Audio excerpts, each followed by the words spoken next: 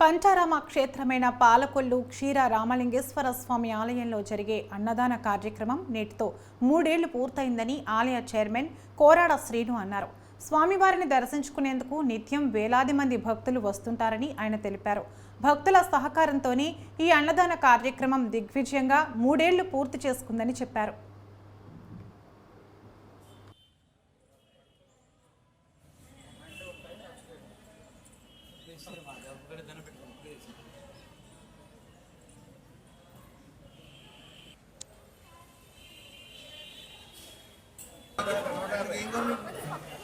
సాంబార్ బజ్జీ ఇంకే వెనక్కి రాకండి అమ్మా, అక్కడికి వెళ్ళిపోండి అమ్మా.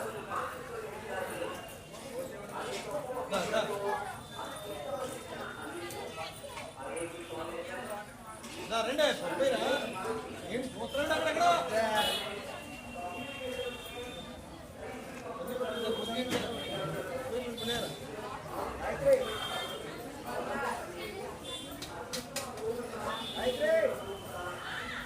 ప్లేట్లో ప్లేట్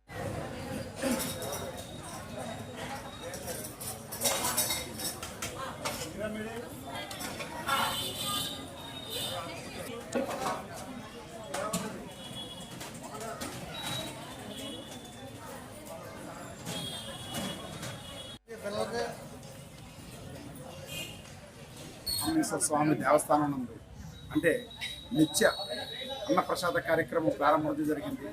గత 3 సంవత్సరాలుగా ఈ నిత్య అన్నప్రసాద కార్యక్రమం ప్రారంభించడం జరిగింది.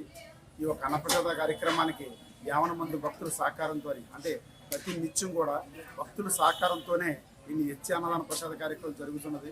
ఈ నిత్య అన్న ప్రసాద కార్యక్రమం భాగం ఏమనగానంటే పంచారామ క్షేత్రానికి రాష్ట్ర నలుమూల నుంచి కూడా, అంటే తెలుగు రాష్ట్రాల నుంచి నలుమూల నుంచి కూడా ఈ పంచారామ క్షేత్రానికి రావడం జరుగుతుంది. వచ్చిన భక్తులకి మధ్యాహ్నం 12 గంటల ప్రాంతంలో దర్శనం ఎక్కువగా చేసుకుంటారు.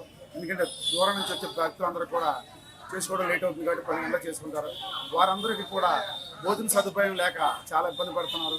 అలాగే మా పాలక మండలి సభ్యులు వచ్చిన తర్వాత మేమందరం కూడా పెద్దలతో సంప్రదించి ఒక నిత్యాన్నదానం పెట్టాలనే ఉద్దేశంతో ఏలిన వారిటువంటి దేవాదాయ శాఖ వారితో మాట్లాడి నిత్యాన్నదానానికి పర్మిషన్ తీసుకోవడం జరిగింది.